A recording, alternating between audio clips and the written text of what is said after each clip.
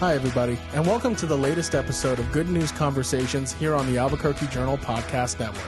I'm your host, Gino Gutierrez, Good News reporter at the Albuquerque Journal, joined by a very special guest this week, Representative Melanie Stansbury, the Congresswoman for the 1st Congressional District of New Mexico. Representative, thank you so much for spending some time with me. I'm excited to be here. You're one of my favorite reporters here in the Albuquerque area, and it's fun to be on. Yeah, and it's an honor for me to have you on because I've been covering you basically since you took office, and you've always been one of my favorite congressional delegation members to cover, and it's really exciting to have you on the podcast. And we have some very cool stuff to cover here on this episode, starting with a recent event you held last week down in Peralta, where you were celebrating some funding you had secured for a new firehouse down there. I was hoping you could tell our listeners a little bit about it. Yeah. Well, folks may not know a lot about Peralta, but it's one of the traditional communities down in Valencia County on the east side of the river. And the Peralta Fire Station is about 50 years old. They started as a volunteer fire department like so many of our rural fire departments. And the building that they're in is really coming to the end of its design life. In fact, we learned from the chief last week that the firefighters down there are literally sleeping in chairs during their shifts. And, you know, this is similar to what I see all over the state. I represent 10 counties as part of my congressional district. And the number one ask that I get over and over again is to fund public safety and especially our firehouses. And this will be the third community project that's a firehouse that we funded. My very first day in Congress, I secured funding to rebuild Moriarty's fire station. And a very similar situation. Folks were sleeping in a back office and then going and driving all over Torrance County. And, you know, when you think about it, these are EMS firefighters. They're putting their lives on the line and they don't have a safe place for themselves to even rest. And so that was our first project. Our second project that we got funded was the Sandia Fire Station, which we also cut ribbon on last week. That project is amazing. It's a cooperative venture with Bernalillo County, and it's going to be Sandia Pueblo's very first fire and EMS station ever in the history of the Pueblo. So we're really excited about that one. And the funding that we secured for Peralta will help them rebuild their fire station near the elementary school. And what's cool about that fire station is that it not only serves that community directly, but they go all the way up to the South Valley. They have cooperative agreements with Isleta Pueblo, and they go all the way down to Belen. And so this new fire station is going to serve all of those communities. Yeah, and it was an interesting, you touched on it a little bit. There were firefighters, EMS people sleeping in chairs in the back of the firehouse.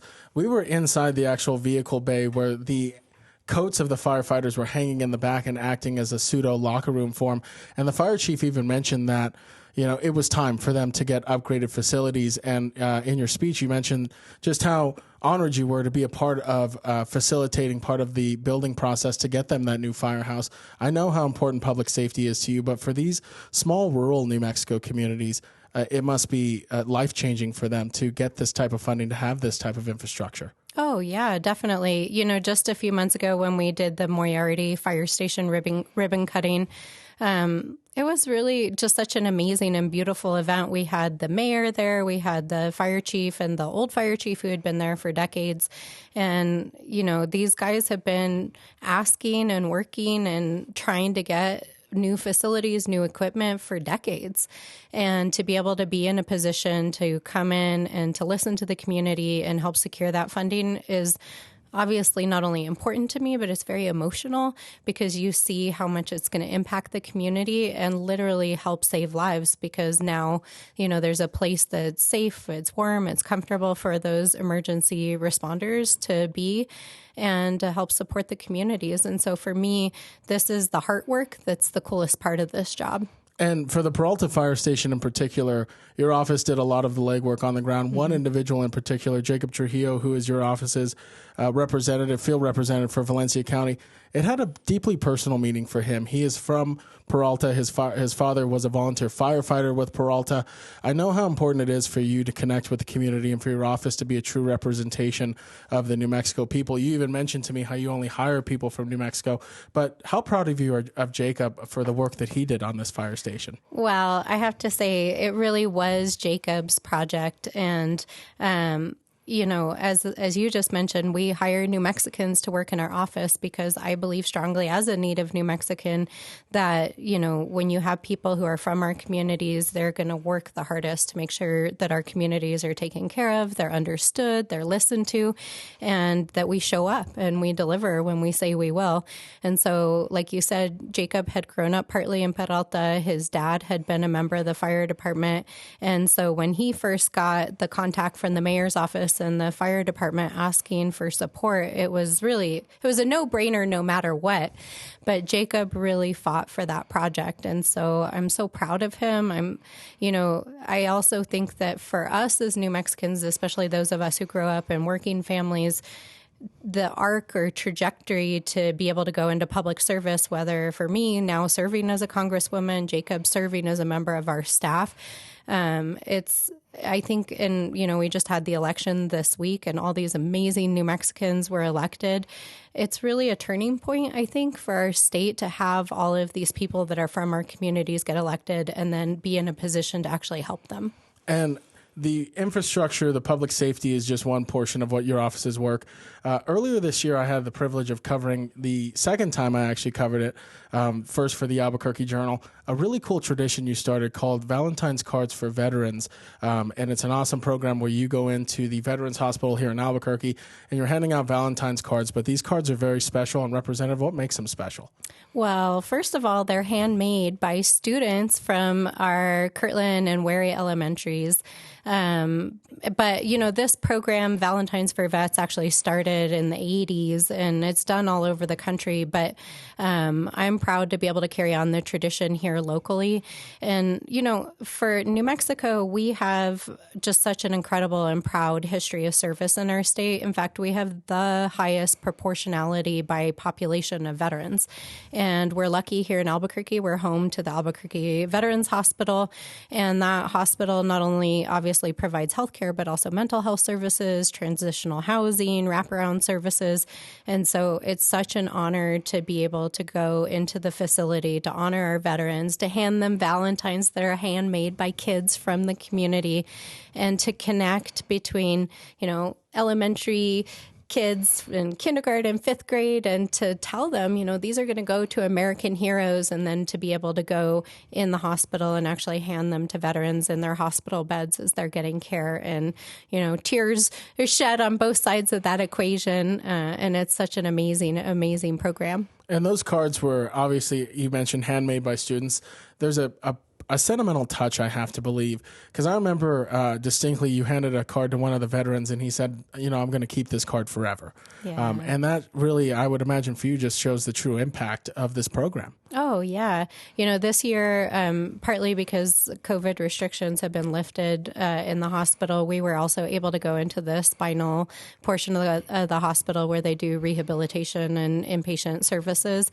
And it was so cool to go in the back. We met with some patients, some of whom have some mobility and some of whom are not able to be mobile, and to bring them just a little piece of the heart from the community.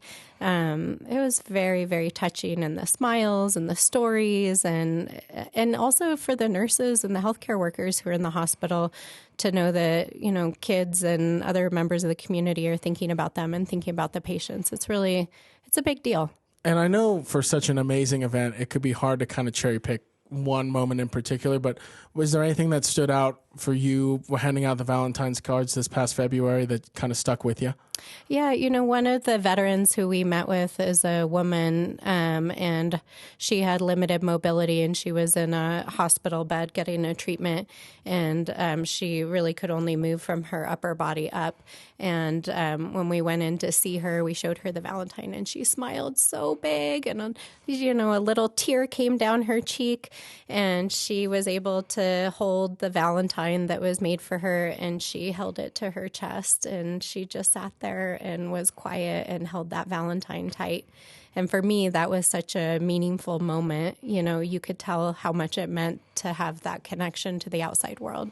And Representative, these two events are pretty indicative, and I know you've touched on it quite a bit, and you've told me numerous times, one of the highlights of your job is being able to serve your community and serve your fellow New Mexicans. I'm just curious, where does that passion come from? I think it comes from, like so many New Mexicans, we care about our people. It's part of our culture, it's part of who we are, and we all do our part. But, I was raised in a working family. My mom was a seamstress. She started her career as a seamstress and then ultimately worked for a while in the construction trades and then was an educator. And even though she was never in politics, she was always doing things in the community to help people. And I think many of us are raised by salt of the earth parents like that here.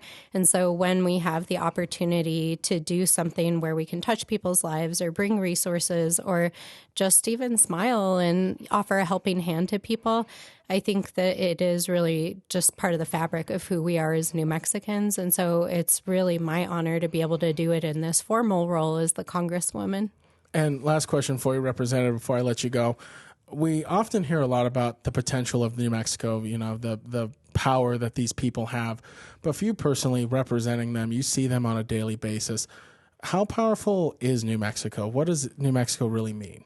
I mean, we're the best, obviously. but truly, it's really cool. I get to travel all over the state, and my district goes all the way out to Santa Rosa. I have some of the land grants up north. I have Anton Chico and La Loma. I go all the way down to Roswell. I have Lincoln County, Mescalero, Apache, a lot of Valencia County, of course, Sandoval, and the Albuquerque metro area. And there is not a single community in the state of New Mexico where I go where you don't have extraordinary leaders who are dreamers, entrepreneurs, who care deeply about their communities. It doesn't matter what political stripe they are. It doesn't matter what kind of family they came from. It's just New Mexico is just filled with so much creative energy, entrepreneurship, and people who want to do good and do right and leave it better than how we found it. And I think for many years, our politics didn't welcome that in a certain kind of way. And, we had a lot of financial challenges, especially in decades past. And I really genuinely believe, I've been saying this a lot lately, that there's this incredible alignment of stars happening right now where we have really an amazing delegation at the federal level. We've got a governor who cares deeply about our communities. We have this incredible state legislature and local leaders, tribal leaders, and everybody is working for the future of our kids and our state. And when you see the outcome of it, we're the only state in the country that now guarantees pre-K for every kid. We're the only state in the country that guarantees free college if you go to a New Mexico institution.